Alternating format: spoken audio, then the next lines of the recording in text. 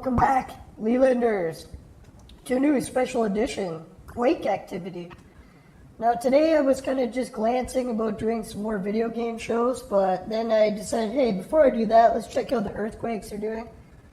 The last earthquake I've ever felt where I live in Canada actually occurred on a long weekend. So that's why I was thinking, hey, we should really check, see what's happening this long weekend. And we got some odd earthquakes. If anyone's ever seen my show talking about ley lines and tectonic plates and all that jazz, I can put on the plate boundaries and show you exactly where these earthquakes have been happening in retrospect. So that green line there, it's not my line. This one's from the government, the official files inputted, and you can see that's one of the cracks of the split of the earth. Just to show you an idea of where the cracks that I usually research are, that one,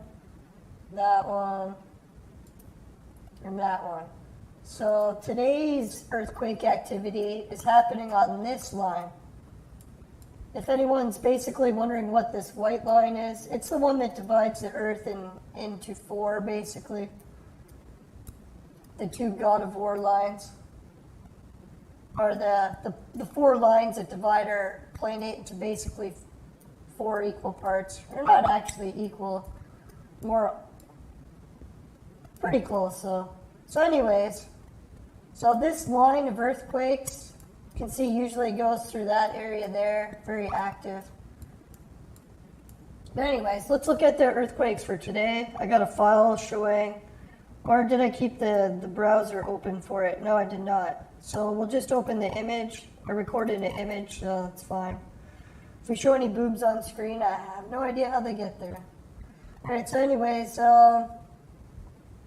north of Svalbard, if anyone's familiar with Northern Europe at all, you've probably heard of North Svalbard.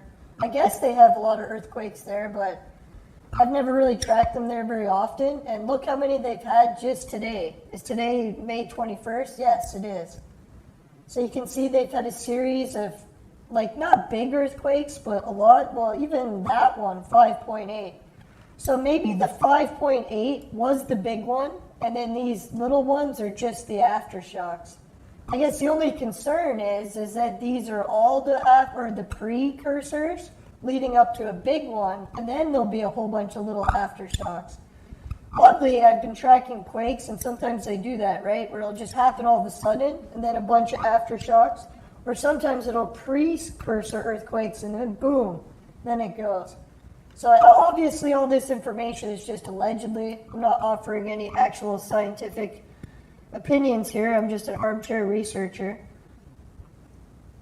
But yeah, so let's look at the actual location on the crust of the earth and give a little bit of a history of where this crust has played big roles in our Earth's past before, in the present and the future.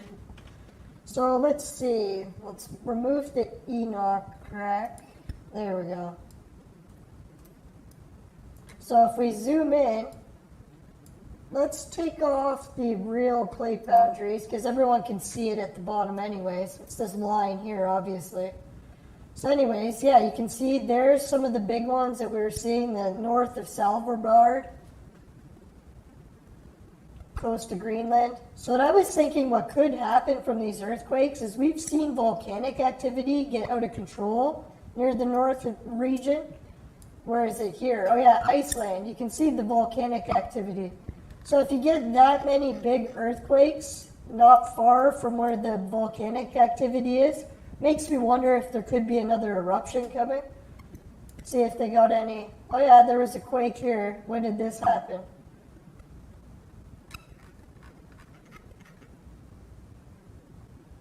.5. I don't know when. Oh yeah, May 14th. So just a few days ago. Yeah, I've got family that's flying overseas, so hopefully there's not any big, not that I wouldn't care if it wasn't just my family, but yeah, let's hope there's no big occurrences. I know a lot of flight paths tend to go this direction, and that's not far from the volcanic activity, so. Now, oddly enough, a lot of flight paths, they all follow the line of destruction. The God of War crack. Or no, that's not it, it's this one. Yeah, so a lot of flight paths take that one. Oh yeah, and there's the planet divided in 4 more evenly. Not perfectly, as you can tell, but just where the cracks of the Earth go. So we won't get too much more into this episode unless we get a lot of questions in the chat, but what I wanted to explain was why earthquakes in the North Pole are somewhat significant. Holy shit, look how many there are, right? Where was the big one? So a side crack there, one went. Oh, there, the 5.8. So it's getting bigger the more it works its way to the north. Oh, here's the volcanic activity near the East Cockle Ridge. Or who knows, maybe that's underwater volcanoes.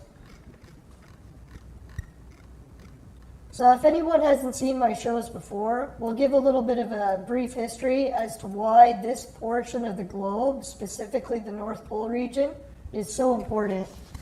So we'll open that folder next. Really guess I should have had it ready.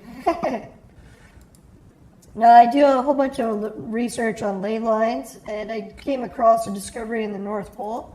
So that's why I have a little bit of information about why that region specifically is more in tune to different quakes. Alright, so yeah, let's bring up this one first. So if you take an old scientific map, or a modern map of what the planet used to look like, estimated a long time ago, here you got like Europe and China and Russia and all that. They used to actually make a continent. Here, let me disappear for a sec. I'm blocking everything. There. Yeah, so if you look at the continent the way it used to look, yeah, let's put it in the center screen. Yeah, so if you get the continent the way it used to look here, you can see it's like when you take clay on a potter's wheel and it spins, it ends up making like a uniform pattern. So that's the way the continents used to be. So something will happen a long time ago. Who knows when? If I had to guess, millions of years ago, but who really knows? But at one point, this pattern, for some reason, changed. So whatever caused this pattern to change, it was a pretty drastic event, right? But yeah, then if you take the map, not just the scientific one, but the one next to it, the globe, you can see the ley line patterns and how I believe the continent used to look like compared to my creation versus theirs, or recreation. As you can see, the main reason I got a difference is the ley line patterns actually make a cube that separates where the water and land is. Whereas the real science map next to it here, it shows how they just guess it is, because they don't go by the ley lines to produce a map that controls the shape of the continents.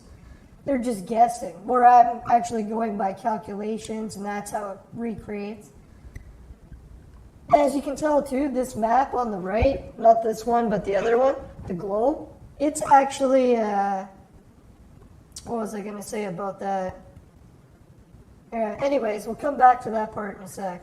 So anyways, if you look at the globe here, you can see this is where the earthquake activity is we're talking about today's show. So whatever the big disaster was that created the continent to split and shift like that, it's happening where it used to be, right? Like, there's that crust line. Let's go for the Salvablad place and check it out on the map and come back to here and compare it. Let's try that.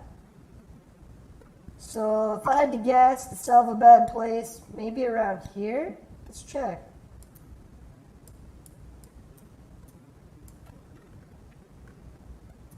Alright, so the biggest part of the earthquake, the Salvablad there, yeah, is just where it turns. The 90. Alright, so let's go back and check. So it's right here where it turns, the 90. Is that the right one? Yeah, that is.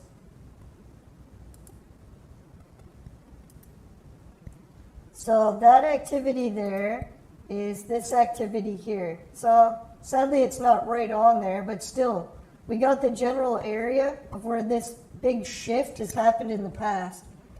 So that's why when I see North Pole quake activity, it does get me a little nervous when they're talking about the whole pole shift catastrophe possibly occurring.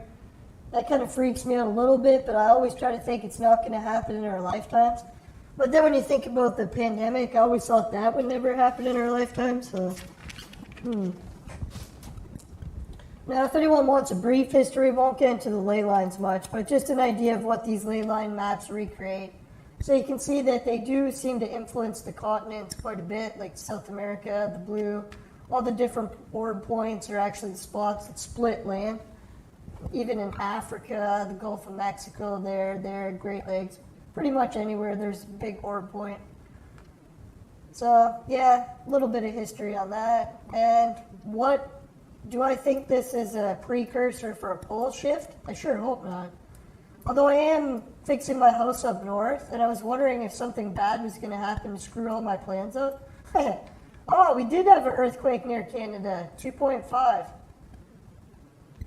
Yeah, the last earthquake that I felt on a long weekend, for this long weekend, was quite a few years ago. Maybe, I don't know, 5 or 10. But anyways, during that earthquake, I was upstairs, and it was about a 4 or 5 pointer. I could actually feel the house shift a little. So people on the ground floor didn't feel it, but anyone who was up in the attic or whatever did actually feel it, me included. Happened right when I woke up early in the morning. So it was a very mild earthquake story, but...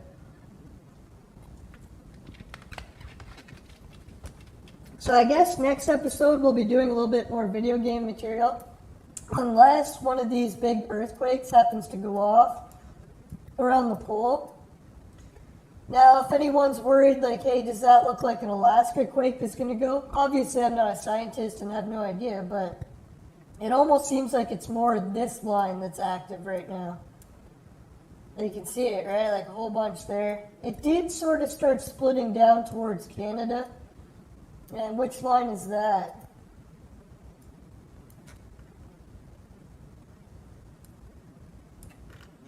Yeah, so that's the other V part to that one, and that is a bit concerning, because that's the new Madrid quake if it happens to go. Oh yeah, we can see either side of it's pretty active right now.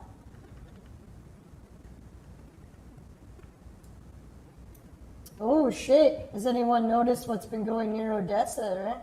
Quite a few quakes. Holy shit. I don't know if that's like normal, but wow, that's quite a splatter there. Splatter of quakes.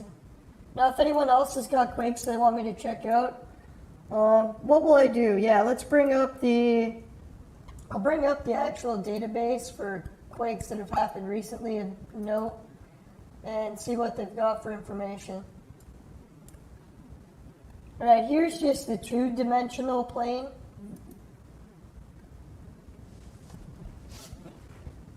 Sounds like I'm about to get called for food. Sweet. Alright, so we'll wrap this up soon. Alright, so yeah, there's the quakes. You can see they don't really show it on the North Pole very much because they don't even focus on showing North Pole quakes. For some reason, they're always focused on the Ring of Fire, which makes sense. They're an earthquake thing, right? So yeah, there's some of the big ones that went, and we'll check out the last 30. Yeah, you can see the Svalbard, Slavbard. Yeah, is that how you say it? Slavbard? I don't know. But anyways, yeah, so those are the big ones that have been occurring there. We'll make it bigger so we can see it. Alright, no comment there. North of Svalbard. Oh, so I was thinking we're really overdue for a big one, because I haven't really done an earthquake show in quite a while. I think it was the last one, an Alaska one or something, but... Yeah, not that I'm hoping for earthquakes, but yeah, if anyone's into the earthquake shows, I have a feeling there's one coming soon. Just like I'm supposed to go to eat food right now. Let's go do that. So thanks everyone for tuning in. Didn't get any questions, but we did get a few viewers that dropped by. If anyone's got any things you want me to check out afterwards, when the show's just playing in the archive, just let me know. Yeah, and good luck to everyone traveling overseas right now, including my family. Hopefully the big volcanic activity doesn't start anytime soon. Hopefully we've got a little bit of a break before it happens, and then I'll kick in. Alright, so anyways, yeah, thanks again everyone. Hope everyone has a good weekend. Let's check out the new effect that I was working on, see if I can get it to work.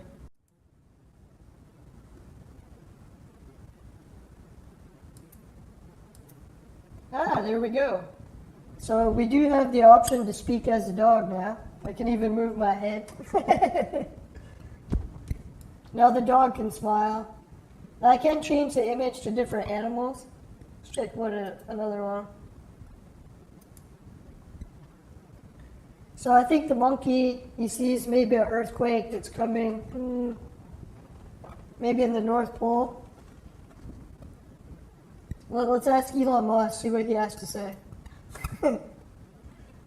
Alright, Elon, he thinks that looks like he's going to predict the volcano going. And he'll talk about it on Twitter.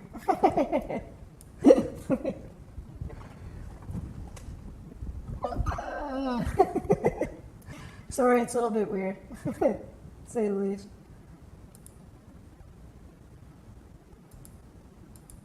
Now, it's only the trial version of the app, so I don't know if I'll stick with the effects, but it's kind of neat to be able to transform yourself. They say one of the things most people are doing is just using an image of themselves so they don't have to get ready each time they do a podcast. So I think it's a little weird, but alright, so I'll let everyone go, and yeah, let's go do the sponsor stuff, why not?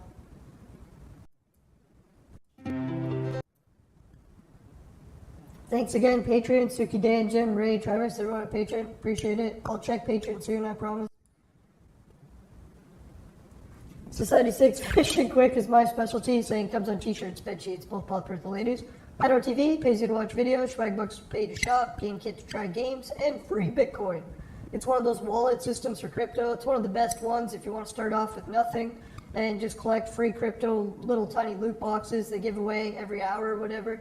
Yeah, so you open those, put them in the wallet, you can try it out to see what it's like having little bits of crypto. You can save it up, you can deposit, you can do whatever you want legally. Just make sure you follow the laws for all these offers, including the virtual maid sex machines for adults and men only.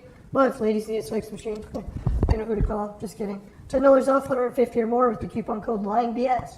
That's LYNBSN. Alright, thanks again to everyone, and oh yeah, my website's there below. We'll get some up-to-dates to that soon. See you later. Bye for now. Later.